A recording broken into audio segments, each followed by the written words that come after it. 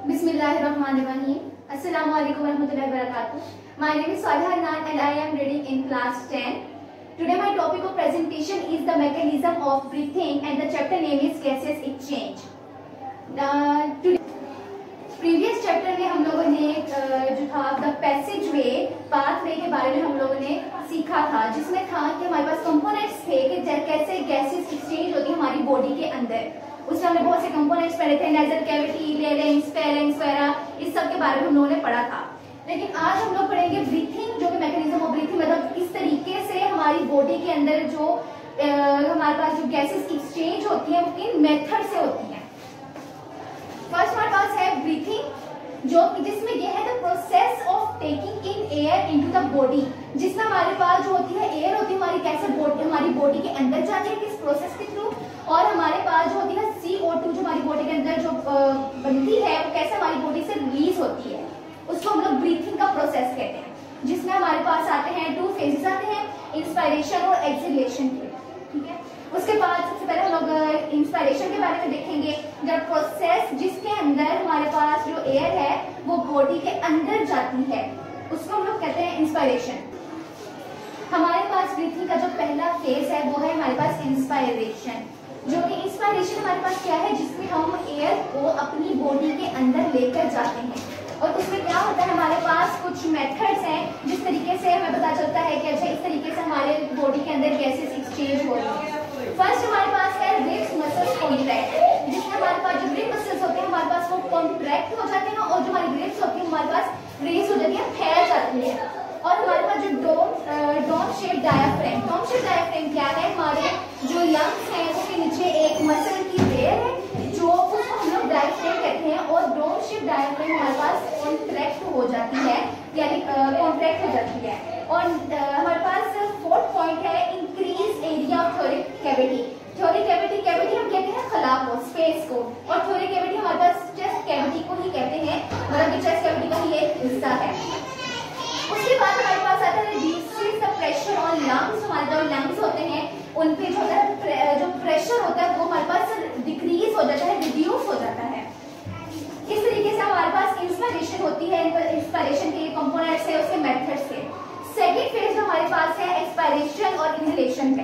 ठीक है, एक्सपायरेशन क्या है हमारे पास, एक्सपायरेशन वो होता है कि जिसमें हम एयर को अपनी बॉडी से रिमूव करवाते हैं बाहर की तरफ, बॉडी को एयर को बाहर की तरफ रिमूव करवाते हैं।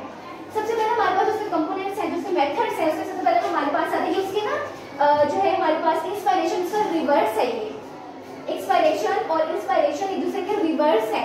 जैसे हमारे पास इंस्पायरेशन में था रिब, जो हमारे पास रिब्स थे वो हमारे पास रेज होते हैं, लेकिन क्या होगा एक्सपायरेशन में ये होगा कि जो रिब मसल्स है ना हमारे पास वो हमारे जो है वो रिलैक्स हो जाएंगे, और जो रिब्स हमारे पास होंगी वो हमारे पास दोबारा अपनी नॉर्मल पोजीशन पे वापस आ जाएंगी।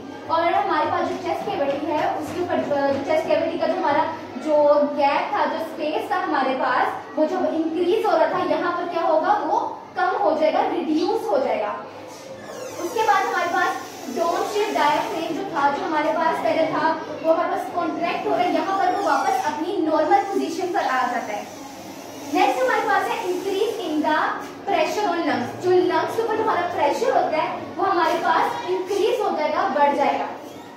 उसके बाद हमारे पास कुछ और मेथड्स हैं, मतलब हमें बताया जा रहा है कि क्या नॉर्मल ब्रीथिंग जो होती है वो क्या है, कैसे हम लोग नॉर्मल ब्रीथिंग, हम लोग जो है नॉर्मल ब्रीथिंग रेट जो कि 16 से 20 टाइम्स पर मिनट एक नॉर्मल सर्कमस्टांसेस के अंदर होता है। मतलब हम लोग सांस लेते हैं 1 मिनट में हम लोगों का सांस होता है 16 से 20 टाइम पर मिनट होता है। ठीक है, उसके बाद हम लोग क्या करते हैं कि हमारी जब हम लोग कोई हार्ड जॉब, हार्ड एक्सरसाइज करते हैं, एक्सरसाइज वगैरह करते हैं या भागना दौड़ना जो कि हमारी जिंदगी का एक हिस्सा है, उसमें क्या होता है कि हमारी जो ब्रीथिंग रेट होती है ना वो इंक्रीज हो जाती है, जो कि चली जाती है 30 से 40 टाइम्स पर मिनट। ठीक है, वो 40 से 30 टाइम्स पर मिनट चल जाती है। पहले हमारे पास जो नॉर्मल थी 16 से 20 थी, जब वो बढ़ गई, इंक्रीज हुई, उसमें हमारे पास आ जाता है 30 से 40 टाइम्स।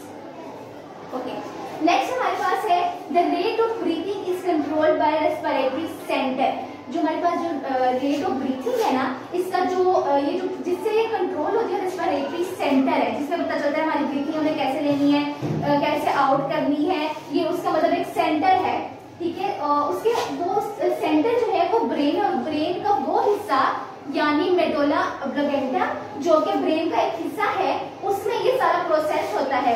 अब जैसे हमारी बॉडी में कार्बन डाइऑक्साइड होती है, वो हमारी बॉडी में जब बन रही होती है ना, तो जो हमारे पास रेस्पिरेटरी सेंटर होता है ना, वो सेंड करता है हमारी रिब मसल्स को कि वो अपनी जो है ना रेट, उसको मतलब ग्रेटर रेट करे, उसमें इंक्रीज लेकर आए, इंक्रीज करे उसको, जिससे हमारे पास जो होगा जो मसल सेल्स है वो अपने आप को मतलब तेजी की तरफ लेकर आएंगे, और अपनी जो है जैसे हम लोग सांस वगैरह लेंगे ज्यादा, हमारी जो ब्रीथिंग रेट है वो इंक्रीज हो जाएगी, जो कि जाएगी 30 से 40 टाइम्स दोबारा चली जाएगी।